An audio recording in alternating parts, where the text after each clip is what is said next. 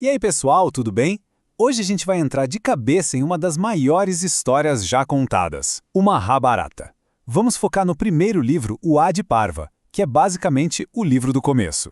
É ali que o cenário é montado para uma guerra terrível, uma guerra entre primos. E a gente vai descobrir como as sementinhas desse conflito foram plantadas muito, mas muito antes da primeira flecha sequer ser disparada.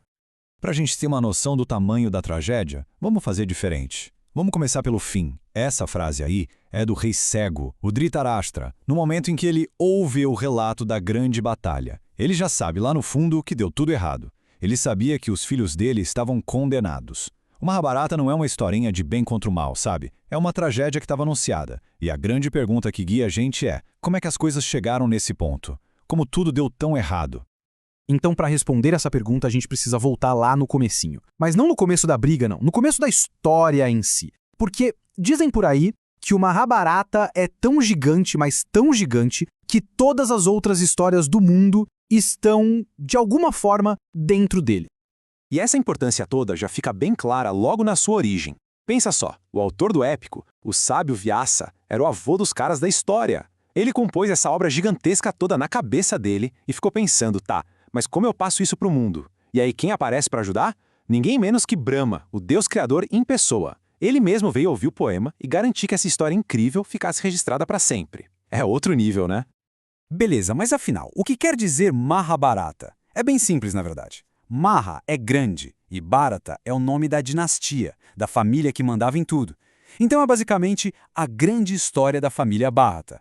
E o centro de tudo é uma briga feia pelo poder entre os Pandavas e os Kauravas, dois lados da mesma família, primos lutando pelo mesmo trono. Certo, agora vamos cavar fundo para achar a raiz do problema. Porque essa treta toda não começou com os primos, não. As sementes foram plantadas gerações antes. Foi uma bagunça de votos, sacrifícios, maldições que transformaram a linha de sucessão do trono num verdadeiro nó impossível de desatar. E o estopim de tudo, uma paixão. O rei Santanu se apaixona perdidamente por uma pescadora, a Satyavati. Só que o pai dela foi esperto e impôs uma condição. Para casar, o filho da Satyavati teria que ser o próximo rei. Imagina o problema. Santanu já tinha um herdeiro, o príncipe Devavrata, que era tipo perfeito para o cargo. E aqui a gente vê o primeiro grande dilema da história. O que pesa mais? O desejo pessoal ou o dharma, o seu dever, o jeito certo de fazer as coisas? Pois é, o desejo do rei falou mais alto e a linha de sucessão foi para o espaço. E aí a coisa vira uma bola de neve. Para resolver o problema do pai, o príncipe Devavrata faz uma coisa radical. Um voto terrível de nunca se casar e de renunciar ao trono. Um sacrifício tão grande que ele passa a ser chamado de Bhishma, aquele do voto terrível. Mas aí o destino? O destino. Ele adora uma ironia. Os dois filhos da Satyavati morrem cedo, sem deixar nenhum herdeiro. E o trono, vazio. De novo. No desespero, a rainha-mãe chama seu outro filho, o sábio Vyasa, para bem usar um costume antigo e gerar herdeiros com as viúvas da família. E é daí, dessa intervenção bem fora do comum, que nascem os pais dos nossos futuros protagonistas. E a família, claro, se divide em duas. Só que os nascimentos deles já vêm cheios de sinais de presságios que vão praticamente selar o destino de todo mundo. Dessa história toda, nascem dois príncipes. O primeiro, Dhritarashtra, o mais velho, nasce cego. E pelas regras, um rei não podia ser cego. Então, mesmo sendo o primogênito, ele está fora. O segundo, Pandu, até vira rei, mas logo recebe uma maldição. Se ele tentar ter relações íntimas, ele morre. Isso força ele a largar o trono e ir viver no exílio. Ou seja, o reino está de novo numa situação super frágil. A linha de sucessão está mais bagunçada que nunca. E aqui a gente vê que os dois lados da família já nasceram literalmente em mundos opostos. De um lado você tem os Kauravas, 100 filhos do rei cego que nasceram de um jeito super bizarro. De uma massa de carne que foi dividida em potes de barro. É isso mesmo. Do outro lado os Pandavas, 5 irmãos, filhos de deuses que foram concebidos por causa de um mantra mágico. Um lado vem da terra, o outro dos céus. A diferença é gritante, né? Bom, o tempo passa, Pandu morre lá no exílio e seus 5 filhos voltam para a corte. Agora eles vão ser criados junto com seus 100 primos. E é aí, morando todo mundo junto, que o barril de pólvora acende. A rivalidade explode e o combustível para essa fogueira é um só: a pura inveja.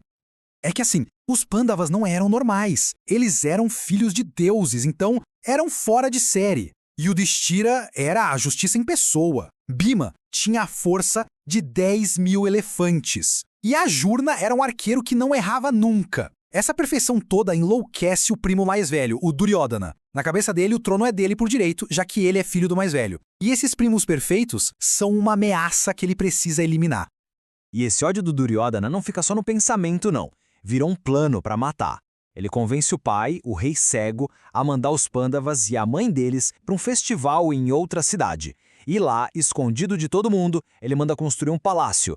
Só que não era um palácio qualquer. Era feito de laca, de resina, de tudo que pega fogo fácil. O plano era doentio e simples. Esperar eles dormirem, trancar tudo e tacar fogo. Só que eles foram avisados pelo tio deles, o sábio Vidura. Quando chegam no tal palácio, o virtuoso Yudhishthira percebe um cheiro estranho. Um cheiro de gordura, de laca. E aí a ficha cai. Essa frase é o momento exato em que eles sacam a armadilha. Eles percebem que estão morando numa bomba relógio, só esperando a hora que os próprios primos vão tentar queimar eles vivos. Eles conseguem escapar. Forjam a própria morte no incêndio, fugindo por um túnel secreto que tinha sido cavado antes. A partir daí, eles e a mãe somem do mapa. Viram andarilhos, se disfarçam de religiosos e vão viver na floresta. Mas esse tempo no exílio, em vez de acabar com eles, na verdade os deixa mais fortes. E é aí que eles vão fazer alianças que vão mudar tudo. Nesse tempo sumidos, os irmãos vivem altas aventuras. Bhima, o mais forte, sai derrotando demônios que estavam botando terror nos vilarejos. E a fama deles começa a crescer mesmo disfarçados. E o caminho deles acaba levando ao reino de Panchala.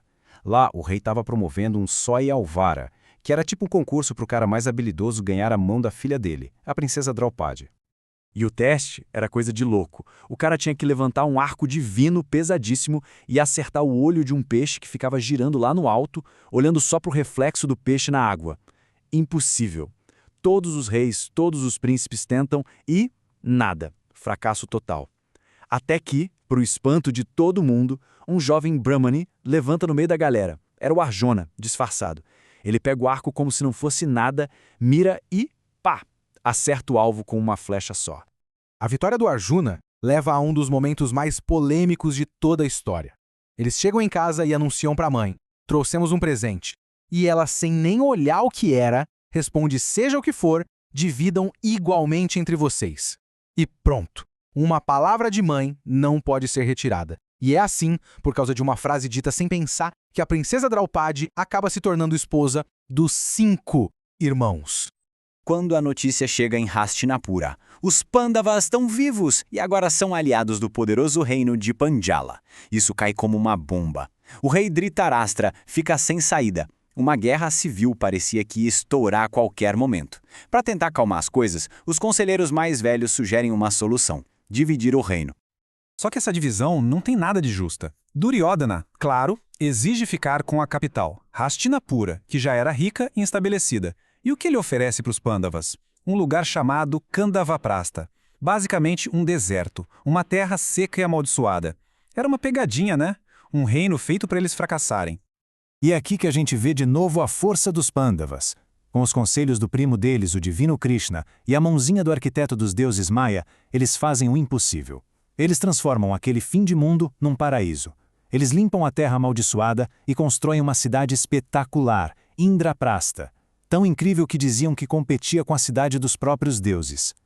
Só que todo esse sucesso, em vez de trazer paz, só serviu para botar mais lenha na fogueira da inveja dos primos.